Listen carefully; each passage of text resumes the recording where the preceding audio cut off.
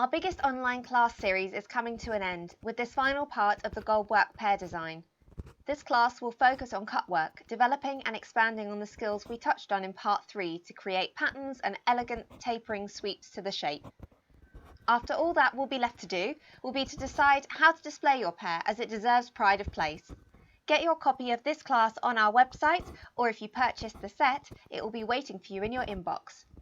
If you're new to the Goldwork pear design, get started by choosing one of our bundle options to grab yourself a discount on this design, and all the parts are out now so you can view them at your own speed, binging them over a couple of days or savouring the stitching. The choice is yours.